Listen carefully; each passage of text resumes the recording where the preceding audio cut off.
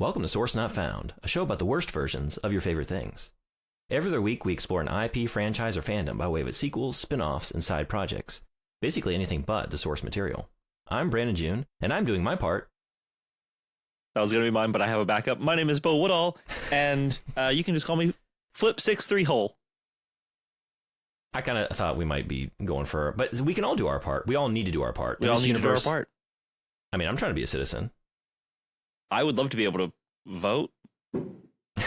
Apparently, this is how you earn the privilege. You got to go kill some bugs. And we know the only good bug is a dead bug. We're doing Starship Troopers.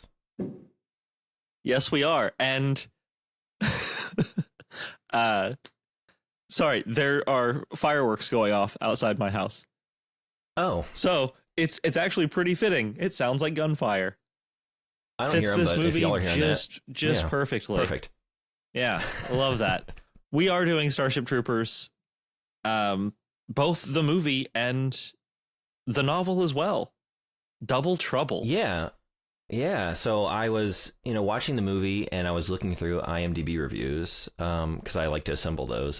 Just to spoil it, I don't have any this time.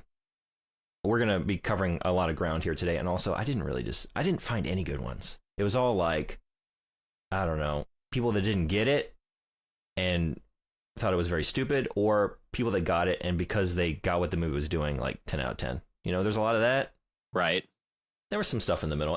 There were really no very fun takes. But anyway, one thing I kept seeing was a lot of fans of the book who hated what they did to the source material. They took these complex characters and turned them into like meathead fascists. And I just realized, well, I need to, I think I was aware of the book, but I never really thought about it to any great degree. It's like, well, I kind of need to take a look at, and maybe that'll inform my take on what the movie is doing with its satire, because it is satirizing the source material. Definitely, yeah. Yeah. So decided we had to read it, and I'm glad we did. I had a good time. I had a time reading it. We're gonna have some very different takes on both of these today, I think. Yeah. Normally, we go directly into what is your experience with Starship Troopers? So I'll kind of give you a little bit of, I have a storied history with both this film and the book. Okay. What you got? Starship Troopers was the first rated R movie I saw in a theater. Oh, okay. My grandfather took me to see it, not expecting there would be boobs or that much death. So I'm pretty sure Diz was my first on-screen crush. How could she not be? She's perfect in that film. But I was even at that young age, because I think I was 9 when I saw this movie. Mm-hmm. Even then I realized, like, this is satire. So hearing people online being like, I can't believe they did this to this beloved source material. It's like, guys, come on, you gotta see it, right? You gotta see a little bit of it. Wow, maybe you were a smarter kid than I was. You're just like, holy shit, explosions and dead bugs. Well, I mean, for me, were you done? Oh, well, I was gonna say, I bought the book when I was still working at Borders Books and Music before they went bankrupt. So this was back in like 2006, maybe. Yeah. And I bought the book because I liked the movie so much. Just never read the book. I started reading it and I was like, this is dense. This is not what I expected. When they kill off Diz, who is a man in the book, so there's no love interest in this militaristic opera. Yeah, no, you do get a lot of them like, hey, there's a woman at this outpost. It gives me a reason to go out there and keep fighting. But other than that, it's pretty non-sexual. The first time he said women are a mystery and they look great. I'm like, all right, this is how this is going to be. Cool. 1959. It's a 1959 book. But that's like, well, I'm like maybe getting onto a tangent. But I guess for a 1959 book, the fact that women are like all the best pilots, you're told all the best pilots are female. Yeah. In the fleet. And like some stuff like that, like was a surprise. Like, okay, that's pretty cool. Yep. I thought it was pretty cool. That. Yeah. So it's not like there's a lot to discuss with the book. It's not an easy thing to pin down in terms of its politics or worldview. Sure. And I wouldn't want to sell it short. But anyway, sorry to. No. What about your experience with both Starships and Troopers? I wonder if it's the conditions by which I saw this movie, which was I had a friend growing up that introduced me to many things. He was like, I don't know. I think a lot of us have that one friend that's like, hey, this is the friend that's gonna, show you how to like break into an abandoned house or building and go exploring. This is the friend that's got like porn hidden in a tree trunk out in the woods in a Ziploc bag. This is the friend that when you go to his house for a sleepover, you stay up all night playing video games or movies, and he's got, like, his parents let him watch all the Radar movies. They've got him on VHS.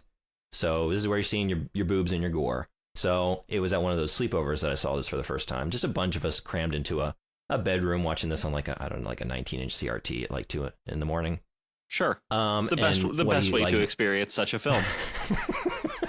The way the movie was introduced to me was like, this movie's fucking awesome. It's just like so much blood and gore, and you can see boobs. And I was like, okay. I think I was 10 when it came out.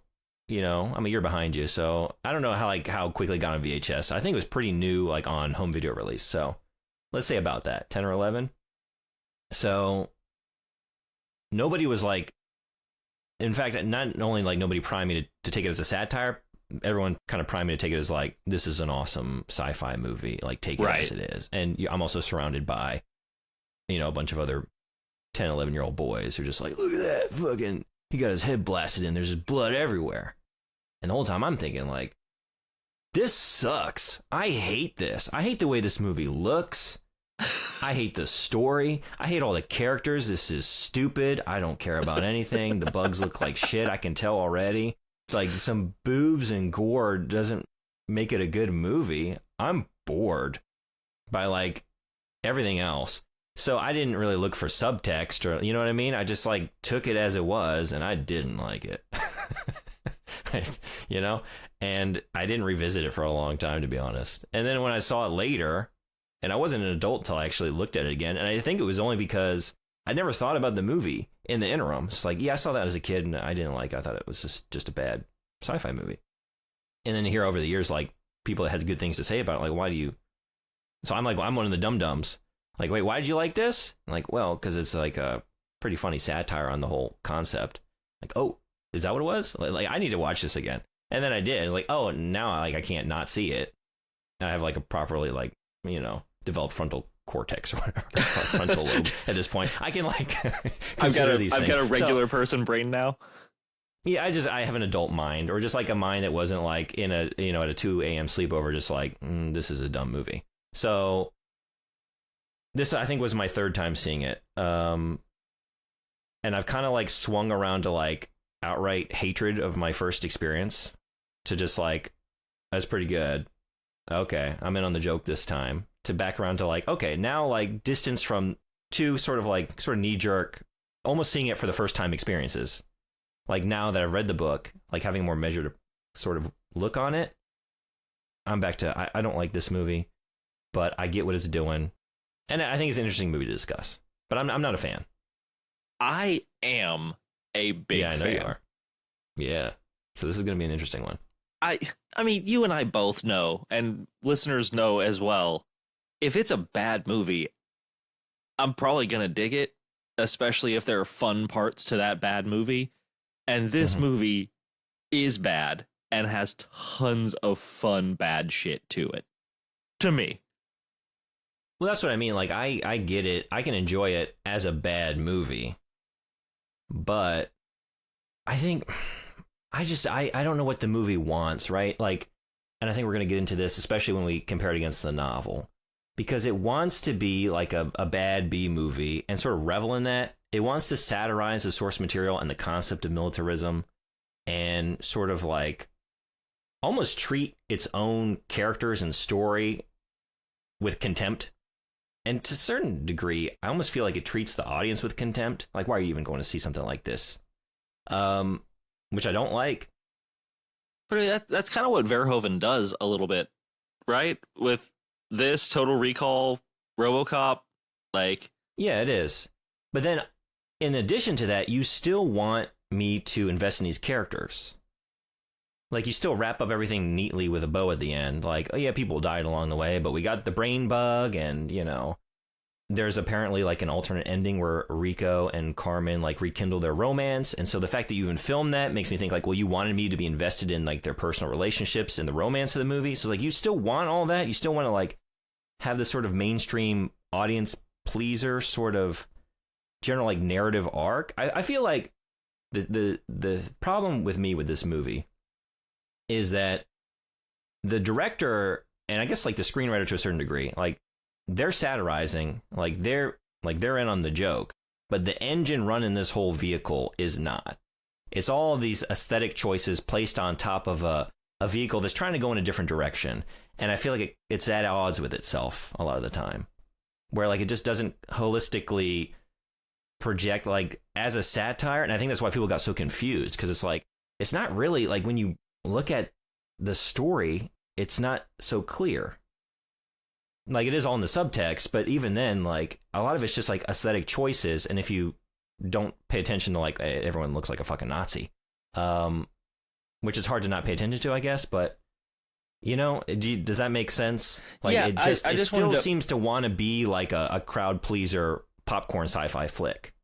So, yeah, I get that. I'm not sure how much I agree with it, but I did, and because we're covering the novel and the movie, I've got a corner if there's time for us to go to the corner. But if there's not, there was a very, very fun like quote that I saw from Verhoeven, and maybe this kind of explains why the engine seems like it doesn't fit with the satire. Like, the understanding was he was creating a fascist utopia.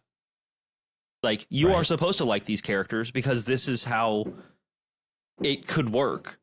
Like, he wanted to create basically what is kind of implied in Heinlein's book, but also make it shiny and pretty. And that's why every person in the movie, no matter who they are, what level soldier, how injured they are, whatever, everyone is fucking beautiful. Like, yeah, they are. They casted for pretty. And that's what he wanted, was to create this pretty, shiny, happy utopia, but the only thing it's good for is fucking killing bugs. Yeah, I've seen that same quote, and I think that encapsulates my problem with the movie, which is the satire is skin deep. It's an aesthetic satire. It's not like a deep, considered, measured satire. Like, that's the thing. Like, he cast people that looked like Nazis. Like, he wanted to, like, he grew up having the experience of Nazism, right? Yeah. He wanted to, Verhoeven did. He wanted to replicate like the look and feel of like Nazi propaganda films that he saw in his youth. And he cast actors that fit that role. But you are now prioritizing the look, the physical characteristics of actors at the expense of like, are they going to give a good performance? Are they really right for this role? And the thing is, like, Verhoeven even said he didn't read the book. Like, he found it too right-wing and boring. Yeah, he had the screenwriter explain the rest of the book to him because he was bored by it. So the thing is, like, okay, you want to do a critique of militarism, that's fine, but if you aren't taking the time to really engage with the source material and think through the arguments for militarism in the book, how are you going to effectively satirize them? All you're going to have is like your sort of pre-existing take on militarism. You're not going to be able to do anything like, you're not going to be able to give any deep insights into this. And I think that's why I have issues with this movie, where like, it's funny on a surface level. Like, we got the propaganda films, you know, like, I'm doing my part, like, you know, handing out firearms to kids and they're all like excited. And we got a whole generation of recruits that are going to grow up and be the same fascist meatheads and go jump into the meat grinder and fight the bugs. And, you know, no one stops to consider, like, why are we even fighting the bugs? Why are we just losing hundreds of thousands of troops at a time on these, like, just unconsidered, ridiculous military odysseys? Like, we're all just like, it's really encapsulated in that moment when they all try and invade Klendathu. Like, military intelligence says we're just going to have like a light battery. It's fine. And then the whole fleet explodes you know, and everyone who lands just gets fucking wrecked. And that's funny. Like, this is a funny movie. I don't hate it. There are moments that I legitimately think are very clever and very fun. But I think, like, as an overall experience, like, is this a movie I enjoy watching? No. And I think primarily why is that? And it's because I think the idea is fun. I think there are fun moments throughout. It's a fun take on what to do with the source material when the people that are adapting it are totally at odds with the politics of the original work. But then it doesn't go any deeper than that. And at the end of the day, I still want to have something to care about, and I don't. Like, I don't care. Like, Diz is the closest I get to, like, feeling anything when a character dies, because she's a great character. Yeah. In the midst of, like, I hate the protagonist. I don't like Rico. I don't like Carmen. Carl is not even on screen enough for me to even really think about him too much. Yeah, I just don't care. And I think, like, you can still do it. Like, I think Brazil, one of my favorite movies, one of the greatest satires ever made, like, in the midst of critiquing and making, like, this nightmarish bureaucracy for characters to live within, and critiquing all aspects, including the protagonist and their role in the system, I still care. I still feel something when hardship comes his way. And I don't with Rico, man. I just don't. I don't know if you do. Do you feel anything with Rico? I don't know. I mean, same thing. The character I care the most about is Diz. And, like, maybe they did that on purpose. I don't know. But Johnny Rico just seems so video game male protagonist. For sure. Like, I guess that's kind of how you could almost look at this entire movie as one video game cutscene. Like, yeah. It really does have that feel where it's like, oh, I am completely removed from any sort of emotional connection to this character. But for me, I'm still having I'm still having a pretty good time watching, like you said, some of the really, really fun parts, some of the very clever parts. But no, Johnny Rico kind of sucks. Like, yeah, he does. He's a fucking Nazi. Yeah. He looks like a Nazi. Increasingly dresses like a Nazi as he, ascends in rank. It is like watching through it now and just like, my God, like, how did I miss it? And then the only argument I can have is like, being a dumb little kid. Drill Sergeant Zim even has like the dual lightning bolts on his drill sergeant uniform.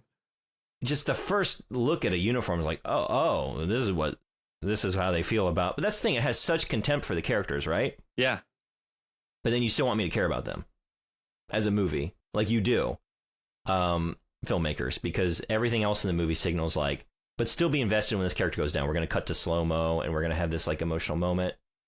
We're going to have this romance that you're supposed to care about, right? Well, so that's the thing that frustrates the hell out of me is like, I was reading through trivia, and you know how I do, but like in the first test of this, the first filming, the first showing of this, right after Carmen thinks that Johnny Rico is killed in action, there is a scene with her and Xander getting together. Like, they have a sex scene. They cut that completely out because audiences reacted badly to Carmen moving on so quickly after Johnny's death, quote unquote death. It's like, okay, why does that matter? Like, why does it matter if suddenly you don't like Carmen a little bit like more? They're all Nazis.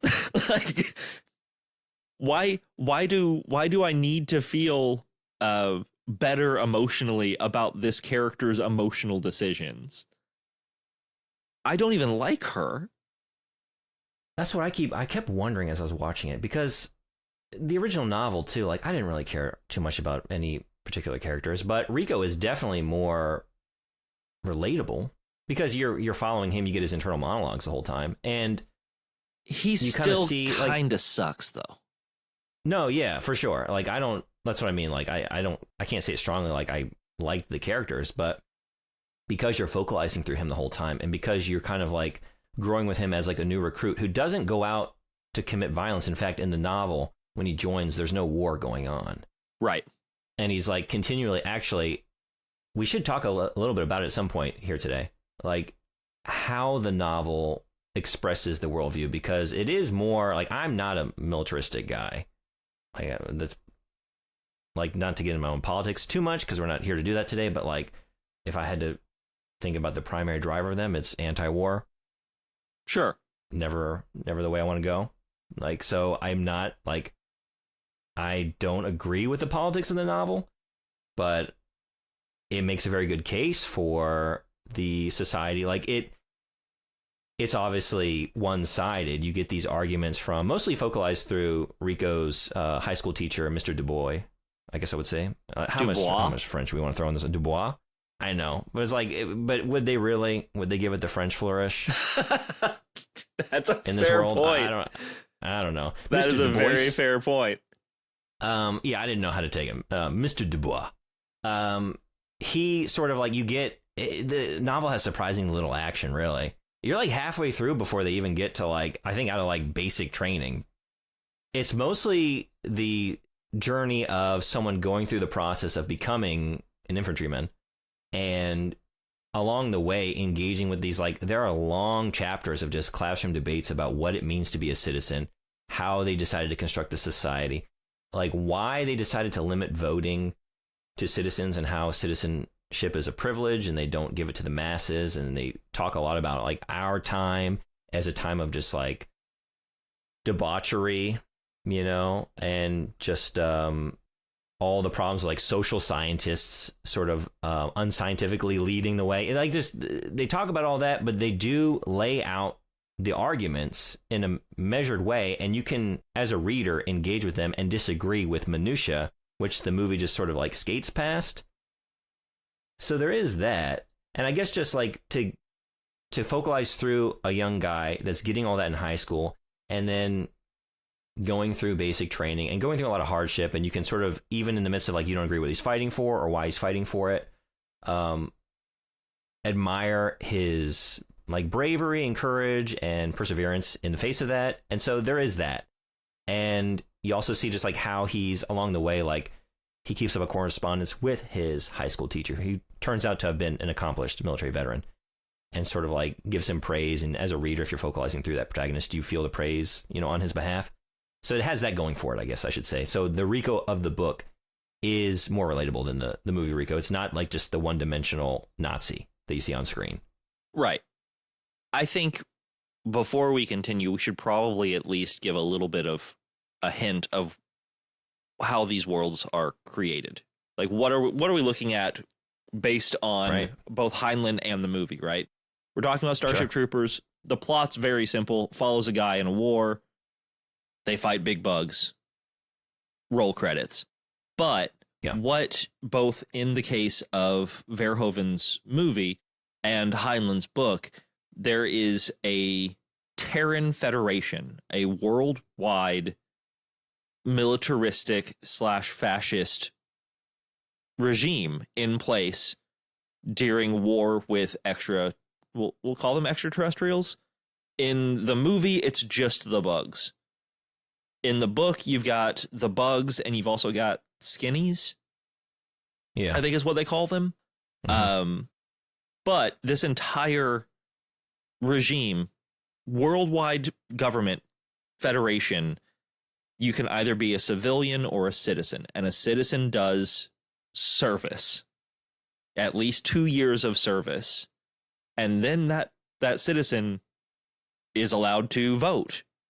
And it seems like it's almost like a caste system where if you do not do service, if you don't join the Terran Federation, basically, and fight if fight is needed, then you are not even second class.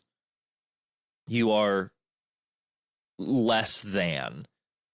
And the only way you can get past that is accrue massive amounts of wealth, like Johnny's dad does. Right. But it's a very like, in the the Johnny's class, the what history and moral philosophy class, I think is what it was.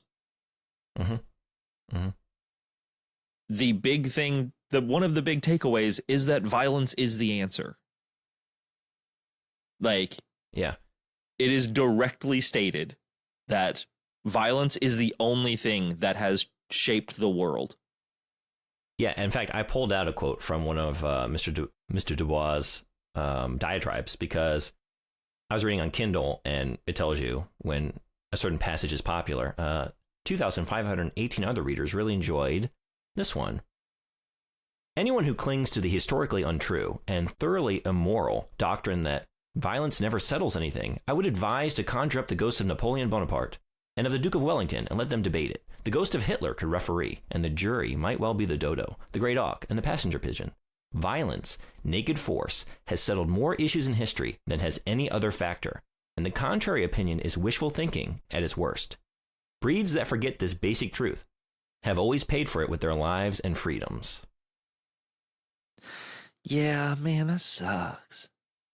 And see, the thing is, it is one character's idea, but it does feel like that's authorial worldview coming through because you have a lot of his diatribes, and he is like sort of, the book puts him on this pedestal, but you do get debates in the classroom, and you get these fun moments where, honestly, I feel like the book at times satirized itself. I don't think intentionally, but I think you often see this with hubris, where someone is so confident in their worldview that they'll just start throwing stuff out and expanding it and build a whole utopia based on it. Sure. And not realize that within their arrogance there, they have sown the seeds for like the counter argument.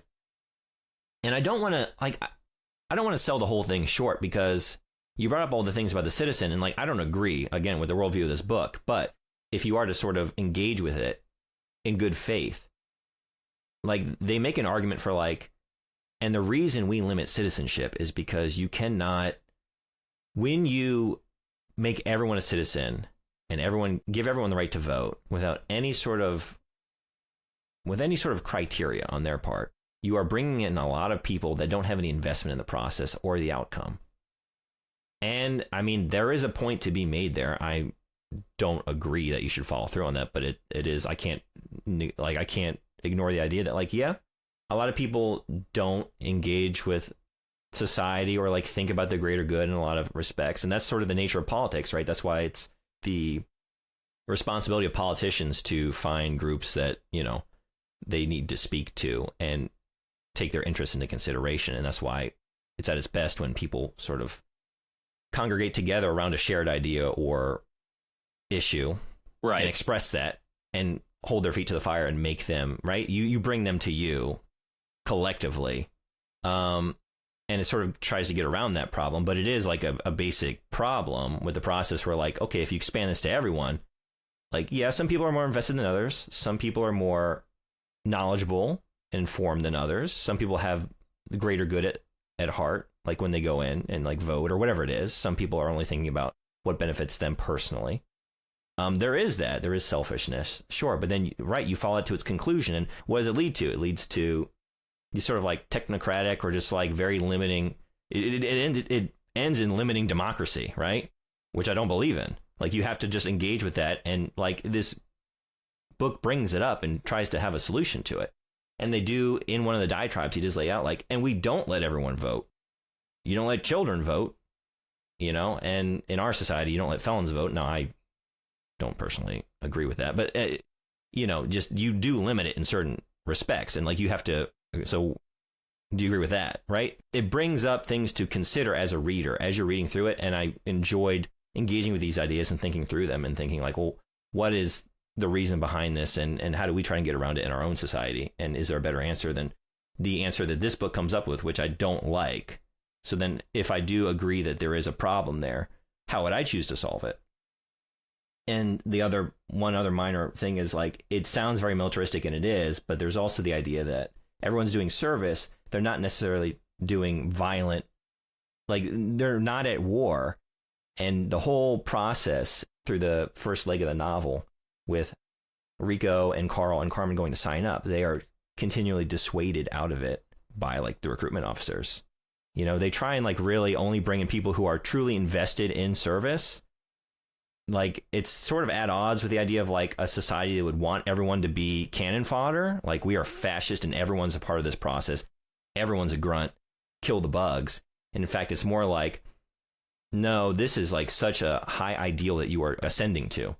Like, you want to be a citizen. You want to be in the service. Well, we're going to make sure that you really want it. And we're going to try and argue you out of thinking that way, or like, we're going to weed out anyone who's just doing it on a whim, you know? And they're told, like, most of you will not see combat. You're going to be in some other service role to the Federation. I mean, yeah, like they put Carl on Pluto, just like a research station. Right, which turns out to, like, in the movie, that's just military intelligence, right? So the movie, like, bumps up the level of militarism within that process. I'm not saying that it's not at its heart that, but I think it's more nuanced. It definitely is in the book. And I think, like, looking past that, you're not really, that's why I think, like, it fails as a satire.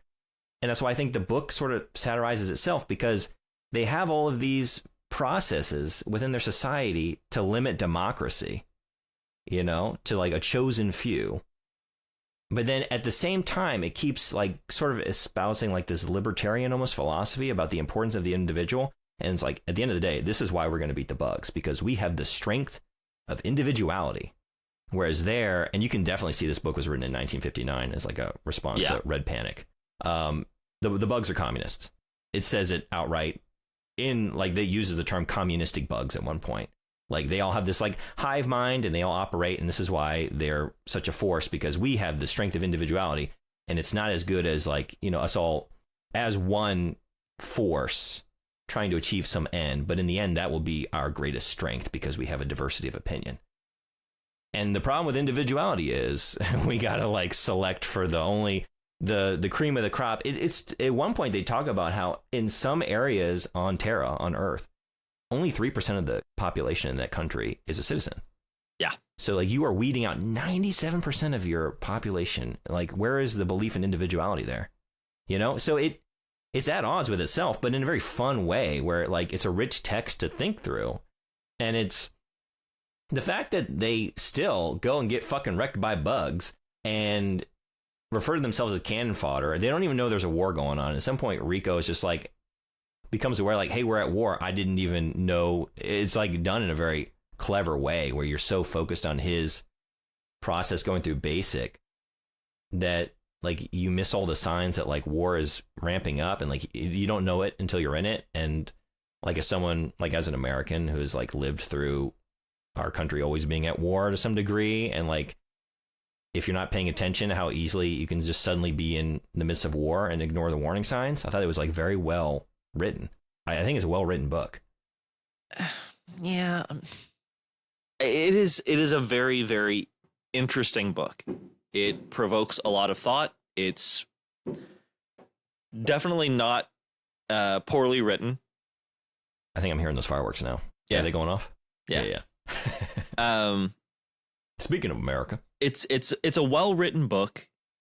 It's just, and man, maybe this is just indicative of where I am in my brain lately. Like, you know, anxiety, depression, world's on fire, all that jazz. Man, it wasn't a fun read for me. It's a good book, and it's interesting and thought provoking. And yeah, I definitely, I could definitely see myself having long conversations about like characterization and how it functions, and maybe what Heinlein was going for, because he does seem to self-satirize every now and again. And it is very much a book that I would have loved to have had in a class in college, because I think for sure it would have been a really fun class and discussion to have.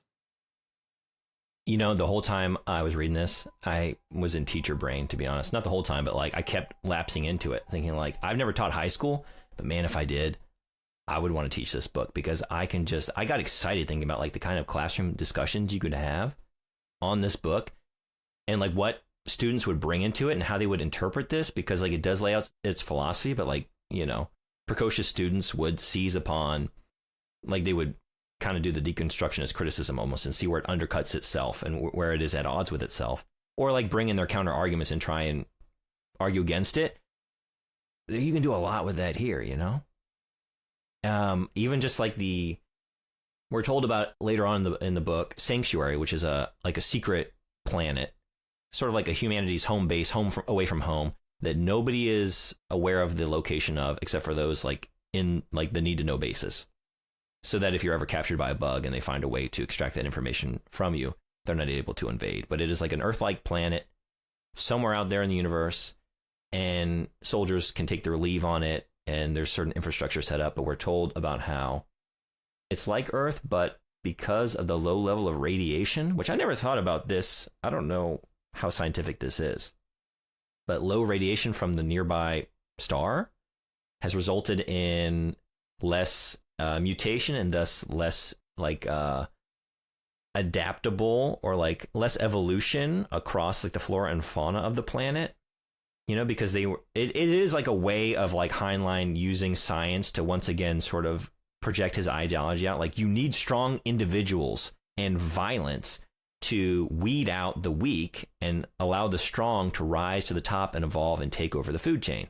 Right. And we see it here on Sanctuary. We didn't have it. We had a low level we had low level radiation. We had nanny state policies, basically, you know, that resulted in this like weak planet. And once humanity rolled in there, we're just fucking taking over. There's like nothing standing in our way because we evolved on a strong planet under strong radiation from a strong sun. And like, that's why and then again, you don't realize that like you're arguing for you being the villain. That's just being the bad version of a Kryptonian. Like, yeah, like you're the virus, like the Agent Smith, like humanity's the virus. Like, you are so confident in your sort of, whether or not it's like your personal, as Robert Heinlein, worldview, it's the view of the book and most of the characters within it. And you project it with such confidence, you don't realize like, and doesn't that make you the villain of the book? The fact that you roll into this like peaceful like planet that's just existing in this, I would say, ideal. You have an ecosystem that doesn't require like violence and like warring among like its species, like the consumption of one another and the vying for resources. Like, it just sort of lapsed into this beautiful stasis, and you're going to come in and just fucking wreck it? Yeah. What a just cosmic crime, you know? I mean, it just like blows past that. And that's what I mean. Like, this book is funny to me because it satirizes itself when you look for it. You have to look a little deeper than just like, hey, look, they're wearing Nazi uniforms, haha. But when you do, like, there it is. And I just found it such a more enjoyable experience to engage with it, like on that level, than watching the movie. Because once we're past like the sort of haha propaganda film, Nazi uniforms, what else is there for me to really think about? Like, what am I thinking about once the credits have rolled? I guess is what I'm getting at, you know? I guess that's why I enjoyed the movie more, because after the credits roll, I can just like not like yeah, I guess right. It's not a movie you're supposed to think about, right? Yeah. But like, you know, reading basically a political treatise hidden as a military journal, basically, is a rough go. Yeah, it's like not a book.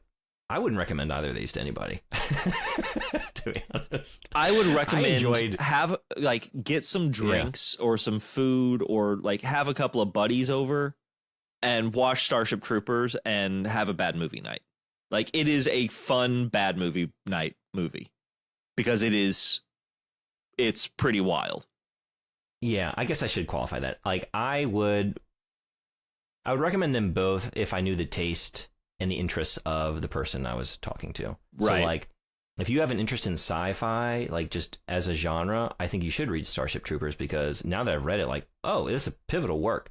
Like, aside from all of we've only really talked about like the very specific politics and like plot and characters of the book, but like just as a moment in science fiction, right? I guess I didn't know this. It sort of established like the whole space marine subgenre. With like, this is missing from the movie, but we have like in the book, they're constantly outfitted in these sort of like mech suits, like personal body, like robotic Space Marine like armor sets that they didn't have the budget for with the movie.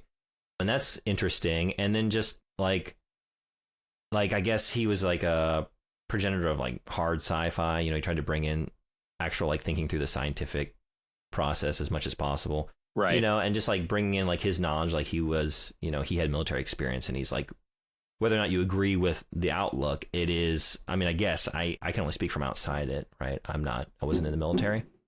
But to me, it all read as like, oh, this seems like someone who is familiar with the process of basic training and like what it's like to be inside the military as an organization in terms of like, you know, the chain of command, and, you know, it all read as like accurate to me. That was something that kind of both pulled me away from the book as it was, but also made it a little more interesting, was the fact that you could have told me that the basic training part of it, remove the sci-fi bits. You could have told me that someone just wrote a journal about their experience in basic. Mm-hmm. And I would have been like, oh, okay, cool. Like, everything else seemed so incredibly, like you said, hard sci-fi.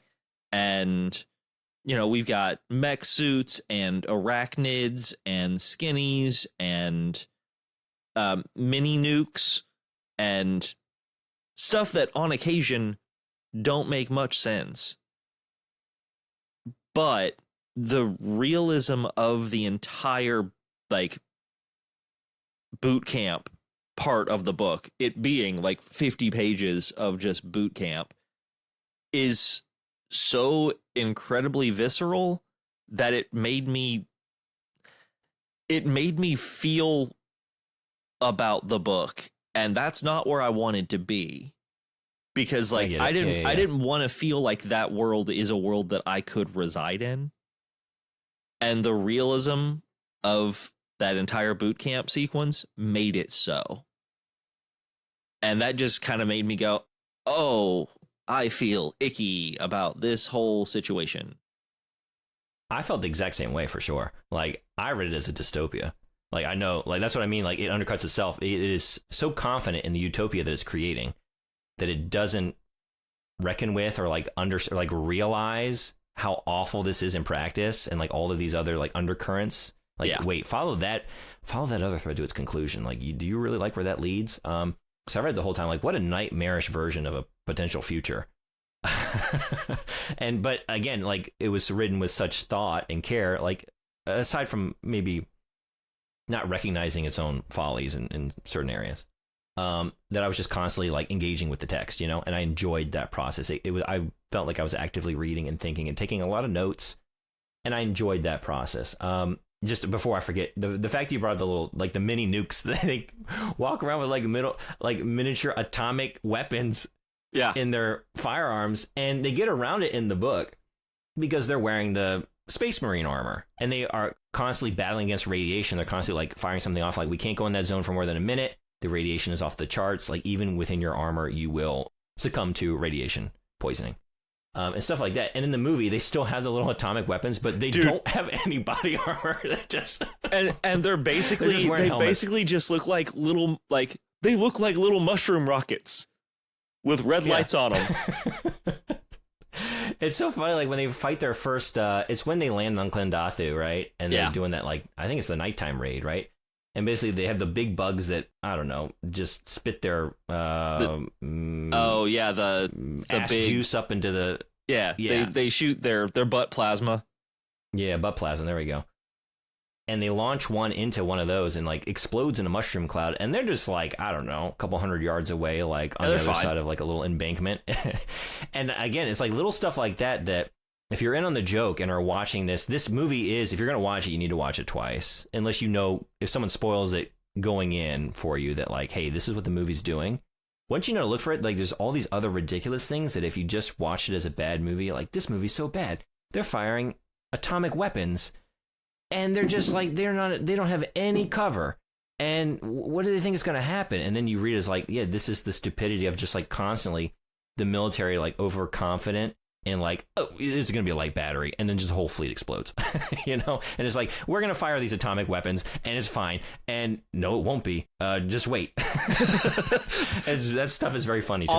All of your children are going to have problems. Like, you are just walking radiation right now. Geiger counters are going insane. And, you know, maybe that's what separates me from the book and the movie in this case is like, I need, if I am dealing with something that is going to be kind of a bummer, I would like it to be gilded, please and thank you. Okay. And like Starship Troopers, the movie, you can walk away from that. And if you really don't want to look at the satire version, you can walk away from that and just go, that is a fun, bad movie. Or you can look at it and be like, I know what's happening here. And I know like a lot of what I should be like noticing on the satire side of things. The book does not have the fun. There's no fun in that book. Yeah, no. It's straight laced. It's serious in the world it's creating for sure. And I was like, on the cover of the book, it calls it a classic of military adventure. Yeah. I struggle with that. I get the military. Not tons of adventure. There's so little adventure. There's barely any adventure. It really is like halfway through the book when the war finally kicks off. Like you start, the book starts and you think like this is going to be action packed because you start in the middle of a drop, basically. Yeah, and he's like, I shake every time before a drop, like goes through like the full, like, I was like, okay, I'm going to like this, maybe. Yeah, because for those who haven't read the book, like the drop is because they have their armor, like they are just launching down to a planet in their armor, and like they have all these ways, like they constantly refer to being on the bounce because they're able to like jump like I don't know, like a kilometer or two at a time, like in their armor. Right. They call themselves cap troopers because they're dropped in out of capsules from spaceships in orbit, basically. Yeah, and you just have all that, and they're just like bouncing around, just like launching grenades into like little nests, and you know the character just eats shit and they're just like going back to like retrieve him, and then he dies on the way into the helicopter, and you have like all these like high stakes, like are they going to get to the retrieval unit ship in time, and because they will leave you behind if you're not there, and like what a first chapter. And then it's like, and now we're in high school, and we're going to debate for several chapters about I was going to say it's going to be we're going to talk debate for 20 pages. I got to say about the whole Cap Trooper thing, there was one part of the book that made me laugh. And it was like a little anecdote after he gets out of basic and does his first couple of drops and joins the Roughnecks.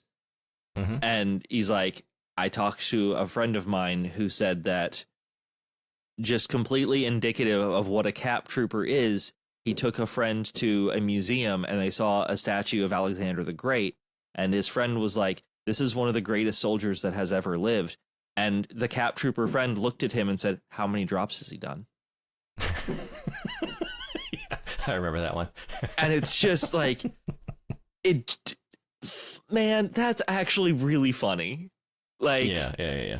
Because I've met people like that, like just completely blinded by the past or history or how the world functions, and instead they are like they've got horse blinders on, and the only thing they can see is their experience, and everything has to be related back to their experience. And just having these soldiers be of that mindset makes so much sense.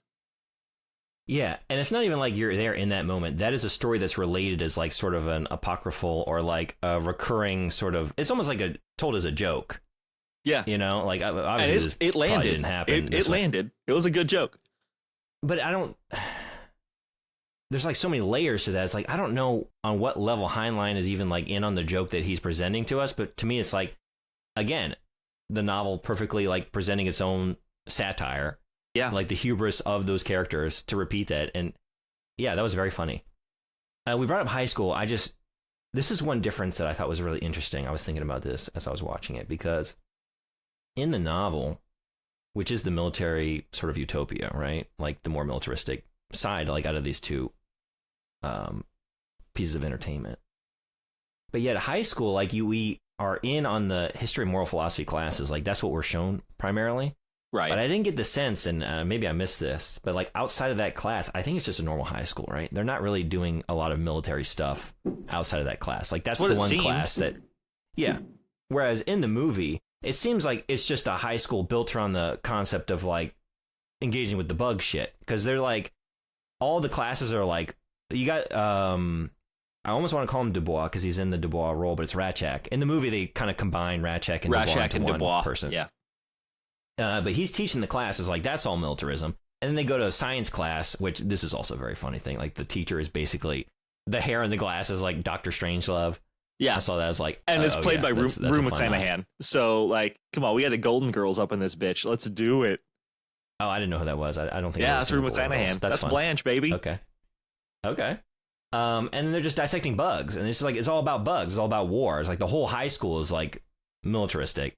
I'm like, okay, this is an area where like I think the influence of the screenwriter and the director like to show like what a militaristic kind of like fascist culture would result in, which is eventually like what use are the social sciences or just like the liberal arts. Like we don't need the humanities. Just like everything should be fine tuned to instilling the core values in youth. And what are the core values? Like, well, we got to get them ready to fight the fucking bugs, you know? So the whole high schools is built around that, which I thought was funny, like a funny, interesting difference.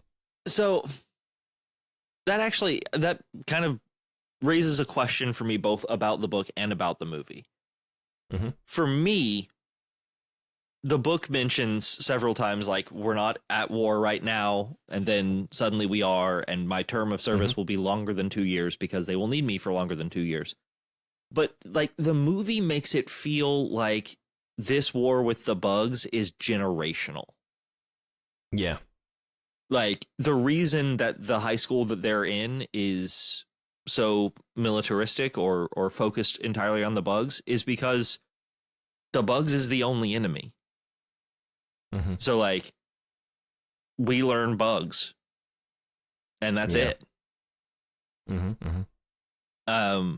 I think I'm obviously probably reading too much into the movie because, you know, again, it's a real fun bad movie, but I like the idea of showing how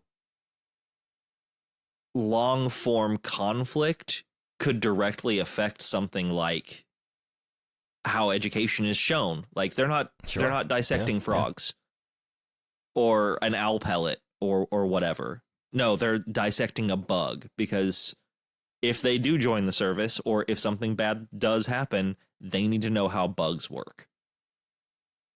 Yeah, I guess I wasn't clear. That's a very good point. But like in the movie, how long are we supposed to, like, what are we supposed to assume? Because it seems like they've been at war for a little while, but not an extremely long time because they haven't mounted any, like, Klendathu seems like it's the first major assault on like a bug stronghold, but they have had a lot of like conflict thus far. But like the bugs haven't directly attacked, like Buenos Aires when they attacked that seems like the first major attack on Earth, right? Right. That happens in the movie. That they haven't stopped, at least.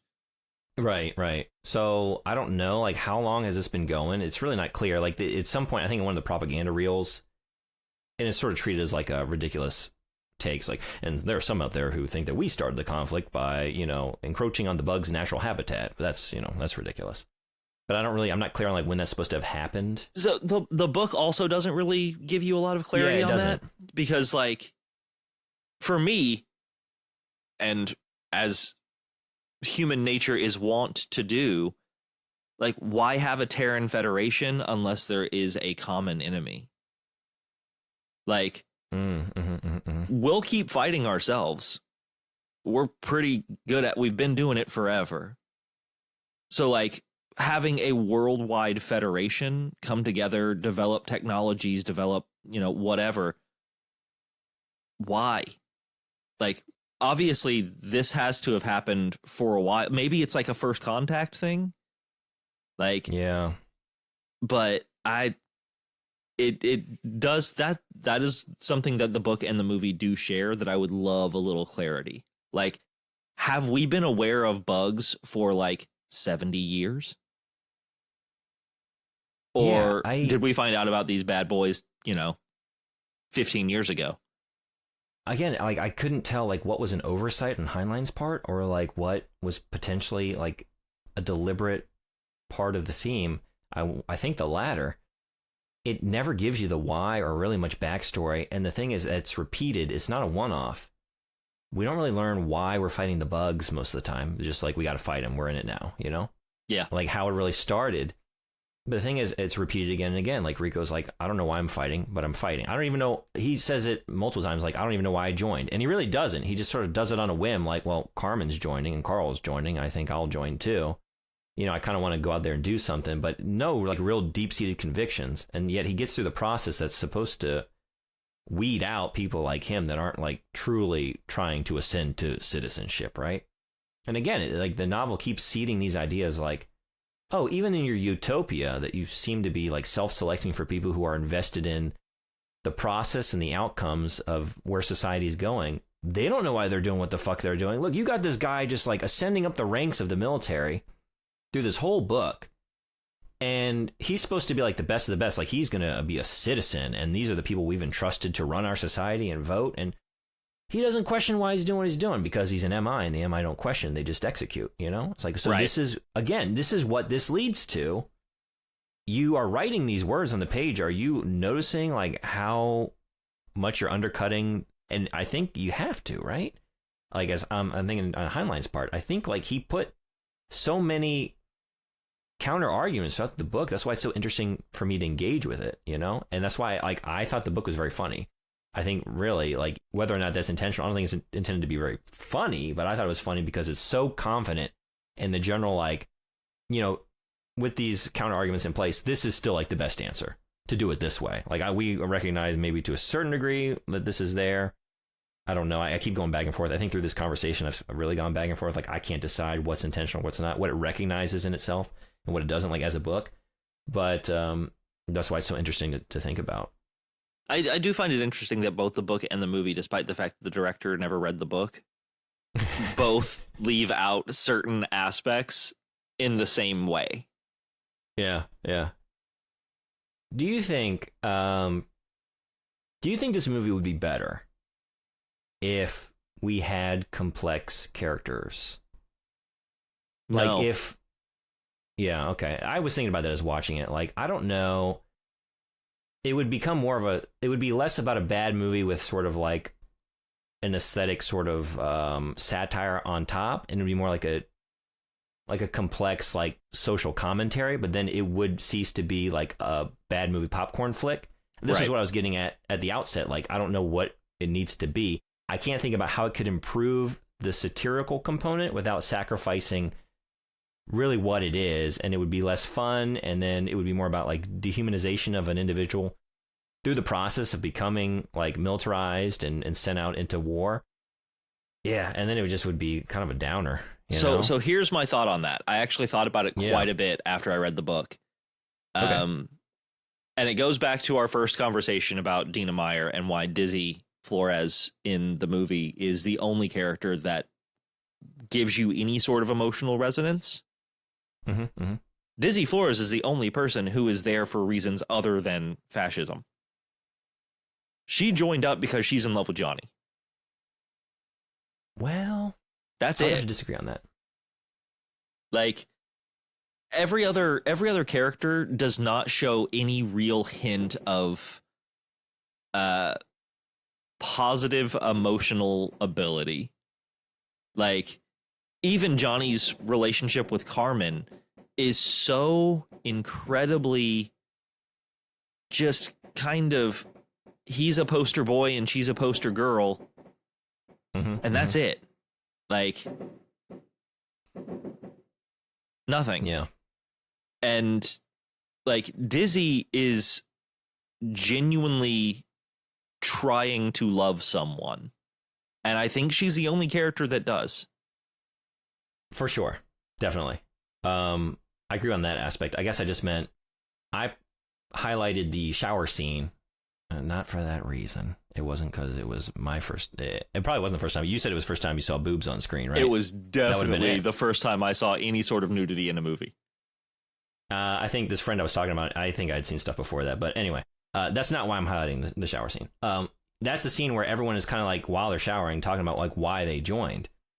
And I think her name is Jana. You know, you don't really learn most of these peripheral characters because they all die, and they just the only people from that entire boot camp that live are Ace and Johnny. Yeah, right. The one guy, I don't remember his name. He's the one that gets hit by friendly fire during the training exercise when Rico has Breckenridge. Yeah, okay. Wow, you're on it. He doesn't want to farm. He doesn't feel like farming. His family are farmers, so he's trying to like expand his options. Jana wants to go into politics, so you have to be a citizen for that. Shijumi wants to go to college. You know, they all have reasons, and none of them are.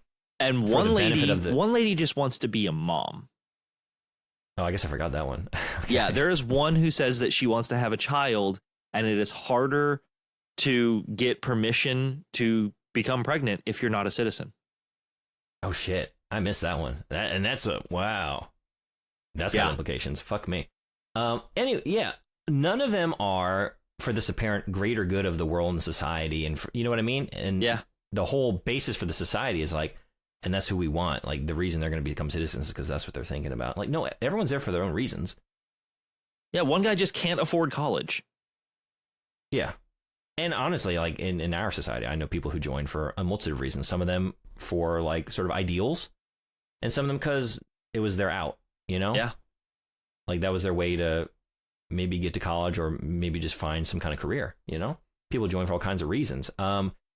And so just that, like, it wasn't just Dizzy. Like hers is like the more relatable, or just like she gives the movie a human touch because it's actual emotion. It's not just like advancement or like sort of, you know what I mean? Like to get into politics, I can't really relate to that. That's kind of like the self-serving sort of reasons. I guess that's what I wanted the book to have. I wanted a single character in the book that I actually wanted to read about. Yeah, I think that was my problem with the movie, right? Dizzy was the only one that I in the movie. Everybody else is just their action figures. Yeah. And actually, for your point there, Dizzy, I think, for the movie and the book, like she's the more interesting character in either one. But she's a one-off. I think like across the board, the novel has more complex characters and interesting characters, but she's better than anything in the novel, but then she's sort of like the only one in the movie that could give a shit about. And it makes you wonder, like, was this script or was this just Dina Meyer? Like, is she just a walking charisma bomb? That helps.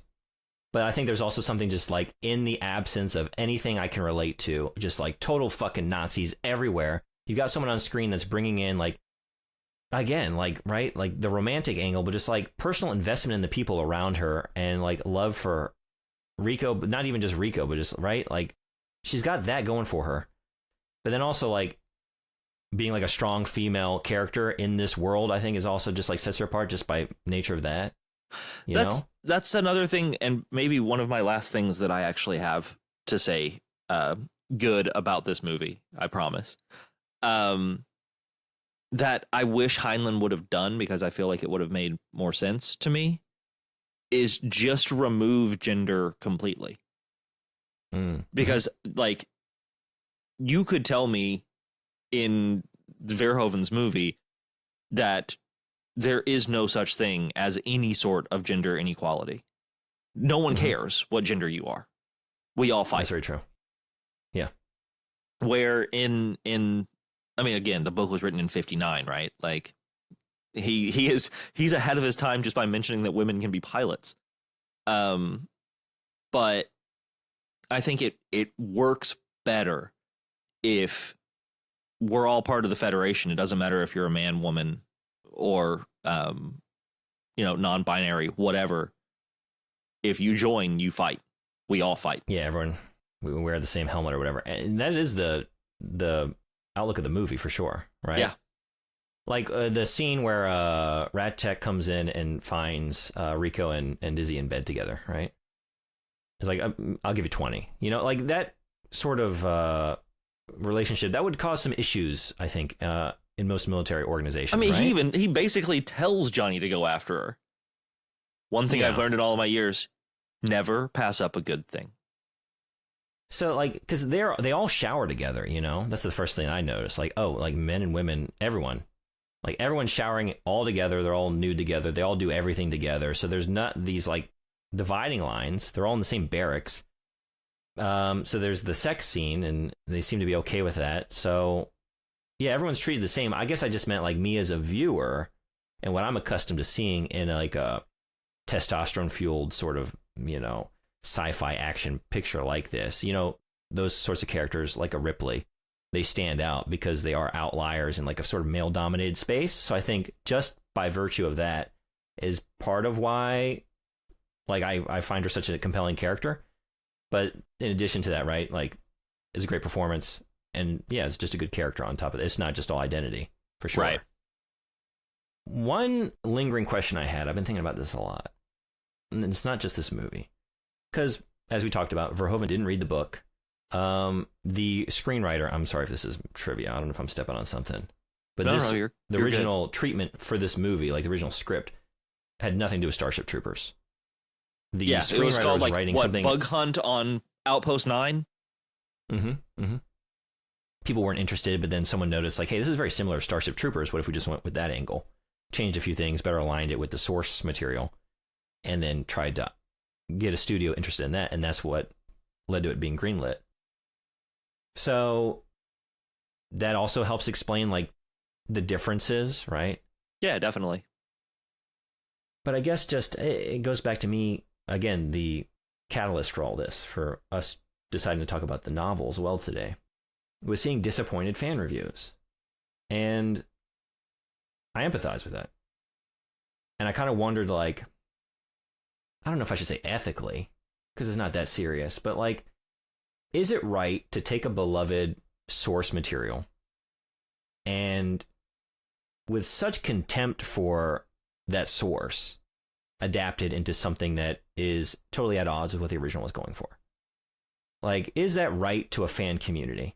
Because it's easy when you don't agree with the politics. Like, I don't agree with the politics of the book, so I look at the movie and I think it's very funny, and it's a satire of something that I don't agree with, and so I'm down with it. But I guess, like, I was thinking, like, from my perspective, like, what if we had something like Metal Gear Solid, right? A very clearly anti-war game series. And it's been brought up and talked about many times as like doing film adaptations of that. What if it finally went through and somehow Hideo Kojima was not, they got him off, you know, whatever. They weren't considering his influence, because he would obviously make that clear if he were, you know, part of the process of adapting this. And what if it just became this just high octane, mindless, pro-war, propagandistic action film? How would I feel as a fan of Metal Gear? Like, I would be fucking pissed. You know what I mean? I would be so disappointed. I don't really care about seeing a Metal Gear movie. Like, I think it's a game, and it is making the most of that medium, and I don't see how it could be better as a movie. But I would still be interested to see it. And what if I went in and saw that?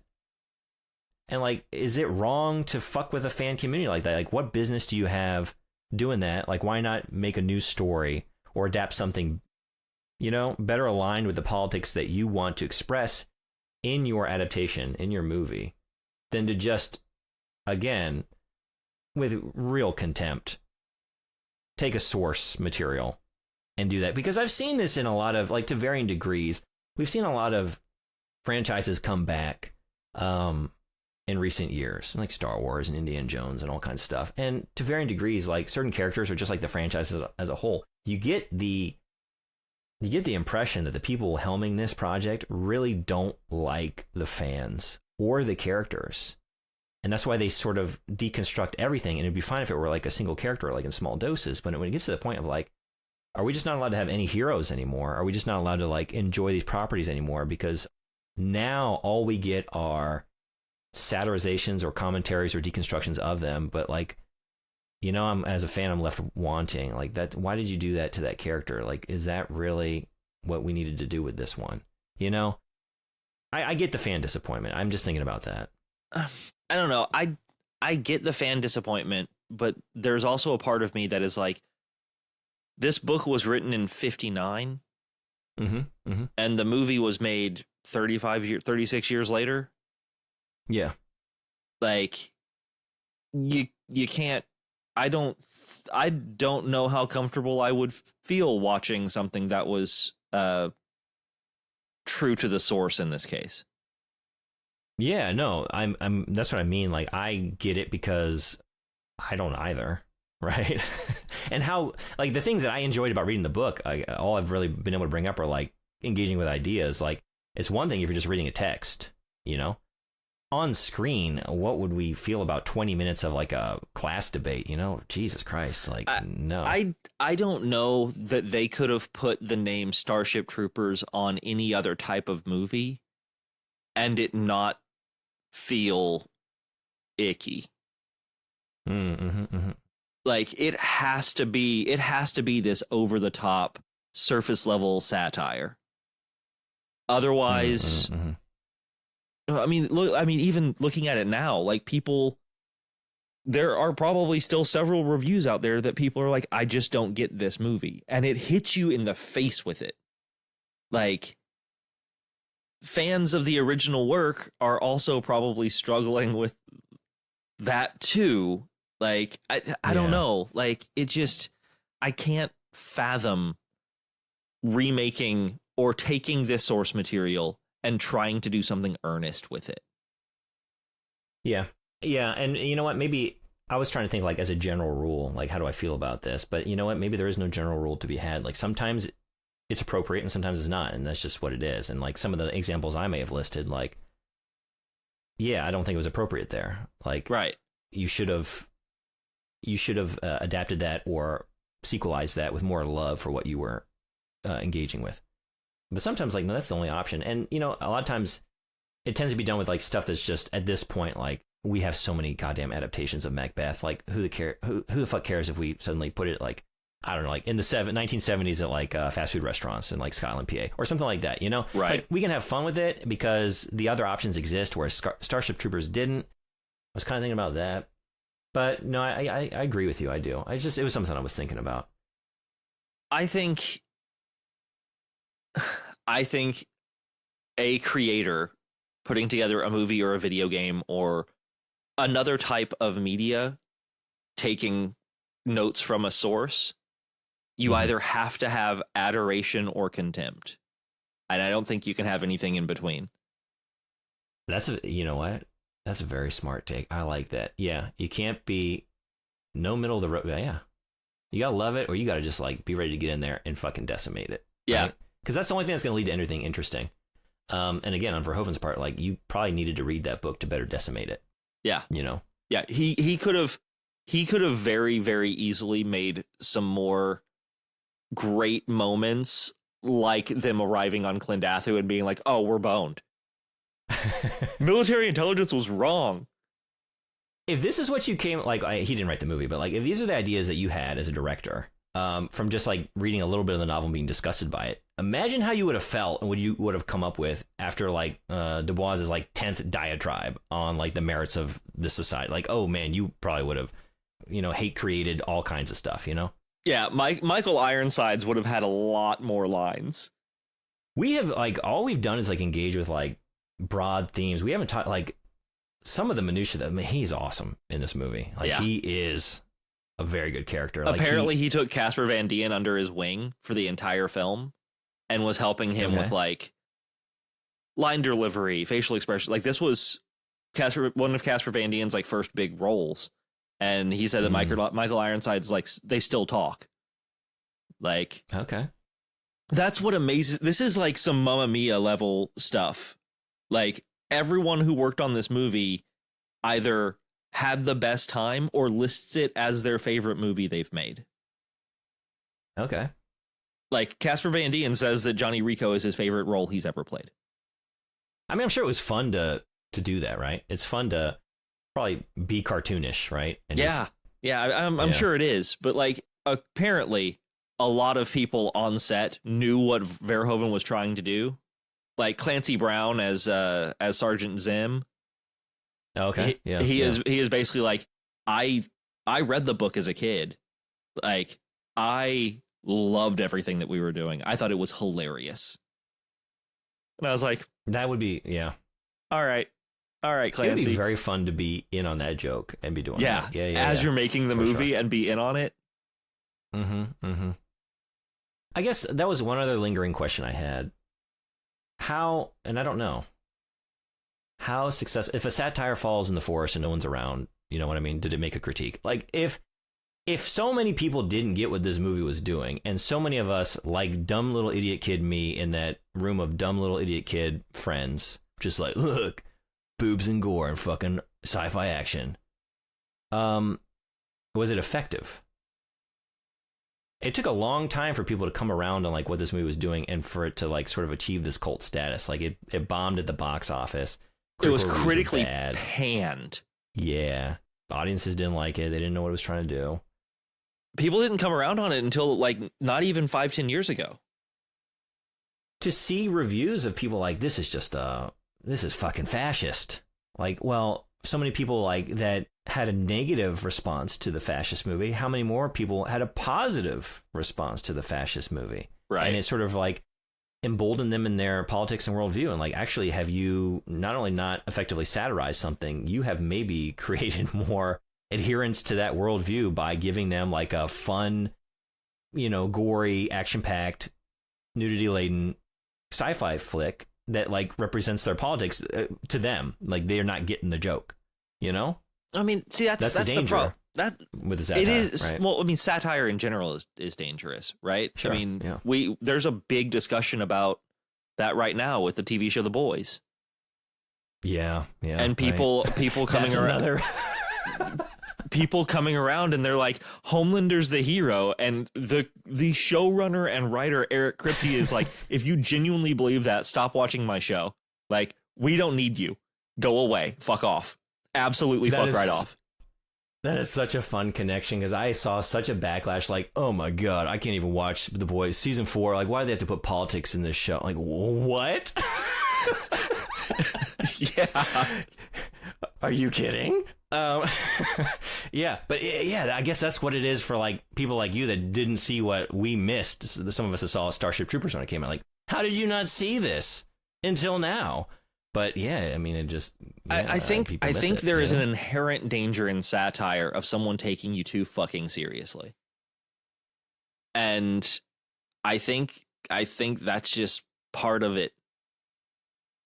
I think that kind of goes back to my idea before. Like, would it have been better if it weren't just like an aesthetic satire draping over top of this engine that seems to be going in another direction? Like, did we need some more foundational, fundamental elements to better satirize it and maybe make it clearer? But I don't know. Like, I don't really want to live in a world where everything's spoon-fed. And we've had such an...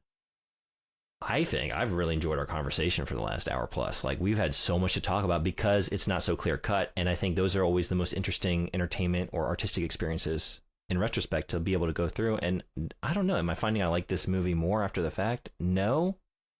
But I started out saying I don't like the movie, and I maintain that. But that doesn't mean I don't enjoy discussing it. And I'm very glad I saw it.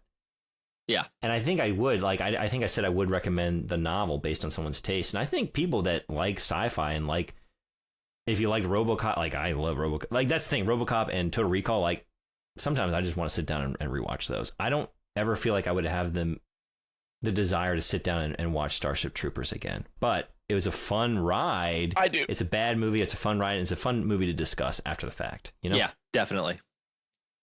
I'm right there with you. I think through all of it, except for the fact that I genuinely do enjoy this movie, because it's just popcorn bad movie, and that's some days that's just what I want. I just want to turn my brain off and go that route. Yeah, I think that's a fundamental difference between how we looked at the movie. Like, if I were just judging it as like a bad movie, I think generally I would have more positive things to say, because it's like, hey, while watching this bad movie, actually there's something there to think about and talk about after the fact. Like, most bad movies, you just finish and it's like, well, that was fun to just like, I don't know, watch and have a couple beers and laugh along at the stupidity. Sure. And after the fact, like, are we having a debate about the themes or no? Like, we laughed at the bad effects or whatever it is, and now we're done. We're in and out. Whereas this one, like, it does linger. There's more to it. So yeah, I'm with you. Whatever the case, we didn't really say, like, this month we source things. This is what we do. Yeah. It's the name of the show. except it's supposed to be source not found. We did spend today talking about the source. Sometimes you gotta, really. Well, so in this case, we had initially planned on just doing Starship Troopers because, yeah. Well, I think the original idea was thinking like sourcing America by non-Americans, because Verhoeven is not an American. Yes. And this isn't a movie about America, but it is. It is. Like through his eyes, it is. He has come out and directly said that it is. I mean, the characters aren't from America, right? All the characters, like the principal characters, come from Buenos Aires, right? You know, and like even if it weren't like clear, just like in terms of like the culture and whatever, like if you are out to criticize an empire in the modern age, like, well, what is the world-spanning empire? It is America. It is by nature a criticism of America, and like militarism and just like very American. Like he talked about also like gun control and different things. Like if you read some interviews with him and some quotes he said about the movie, like he is referencing specific parts of American society in this movie, you know? So it had the idea like sourcing America by non-Americans. So like next up, we do have Metal Wolf Chaos, which is a Japanese game all about America. And so that is the thinking here this month. It's 4th of July. It was. Well, you've still got it going on over there, as we've been hearing. yeah. I've been hearing it. I am worried about my dog's anxiety. Yeah, I'm surprised I didn't hear some yelping in the background during this conversation. But I mean, that's like, man, how could you ask for more on our conversation here today to have some? It's going to be a nightmare for me, I think, once I start editing this bad boy. Like, oh shit, is this louder than I thought? Well, we're going to find out. Luckily, a lot of them I don't think were during me talking, so that'll be nice. But I did want want them in for effect. This is the briefest of trivia corners. It's not even a corner really. It's more of just like a pillow, middle of the floor. Another one of my favorite bad movies of all time is Tremors 2, Aftershocks. Okay, yeah. That's a bad one. What I was unaware of, all of the bugs and their design, they're pulled from rejected designs from Tremors 2. If you look, like, if you pay attention to the bugs, they have the same, like, mouths as the graboids in Tremors. Huh. Just neat. I don't know, man. That is neat. It does. I wonder, like, I had a just sort of knee-jerk, like, dislike of the movie, as I was saying, when I saw it. And as a kid, I was like, yeah, I don't like the characters. I also don't like how it looks, and I don't like how it feels. It feels like a cheap, like, Sci-Fi Channel original movie kind of shit. And like, yeah, maybe I was, like, having that. I think I'd probably seen Tremors 2 at that point. Maybe. I don't know. Yeah. I saw that at a young age, I remember. Maybe it was just like feeling like that, like, oh, yeah, some more of this kind of shit. This is bad. Yeah. That's fun. Okay. Yeah, that one's a neat one. I like that one a whole bunch. Mm-hmm. Anything else? Well, I don't know if you knew. Paul Verhoeven and his cameraman got naked with the entire cast during the shower scene.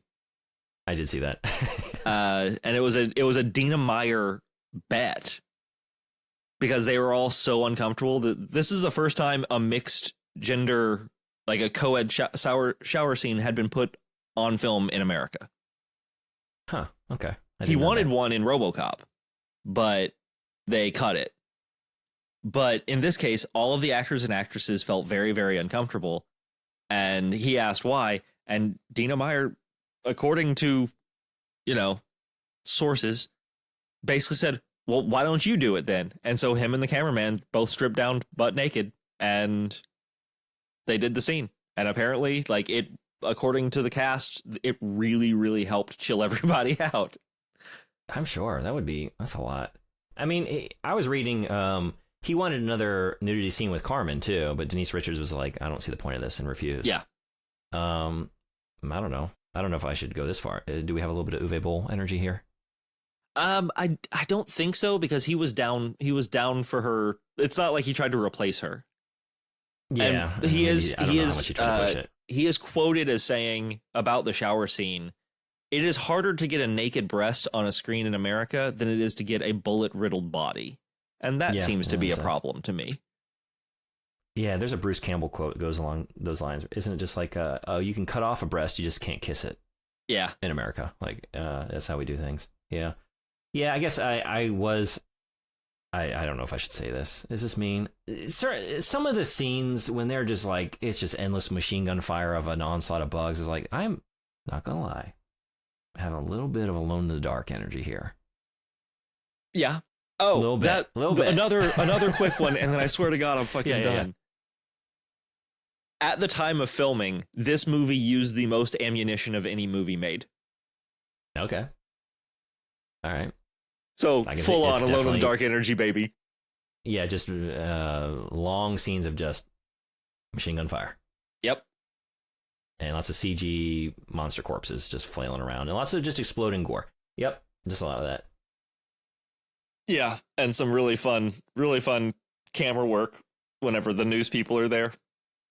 Yeah.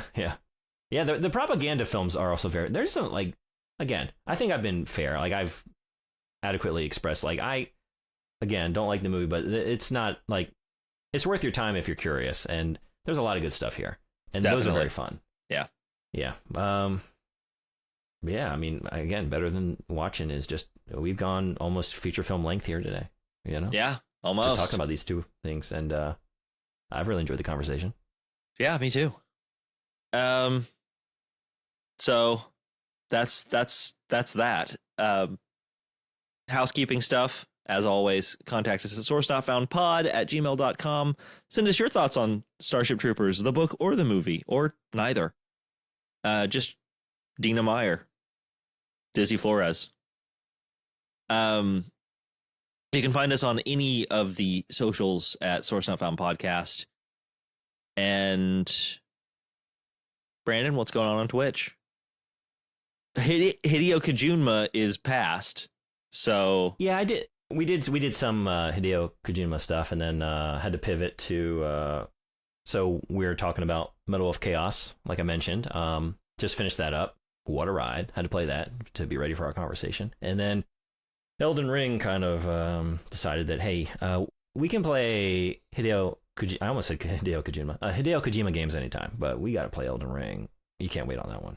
So I'm also Elden Ring and some other stuff in the meantime. Getting to Metal Wolf Chaos is really hard for me right now, because Elden Ring is just there staring at me, just like, but Dad, don't leave. You're doing so well. More FromSoft, but I'm trying to finish the FromSoft on my plate. Yeah, I know, right? Yeah. I got to finish my FromSoft vegetables before I have my FromSoft dessert. But yeah, come on by, see what I'm playing next. And also, as always, check out our YouTube I'll have all the playthroughs of Metal Wolf on there, because I played that on stream. Yeah. Yeah, definitely check that out. As well as our shows. Yeah. That'll be next time. And just, I'd like to plug our Patreon. We just dropped our Magic the Dattering game. It was pretty epic. That was a good time. That was a very good time. But yeah, guys, just thanks for listening, and don't forget to check your toilets for Freddy Krueger, and watch out for all those white clowns with vans in them. Shit. Stay, I don't know, stomping those bugs. Oh shit, man, I just remembered when all those kids are stomping the bugs in like the propaganda film, I had a flashback of the Beetlejuice game, and fuck me. I thought I repressed this memory. I thought that was gone. Stomp bugs. Stay repressed. Ah.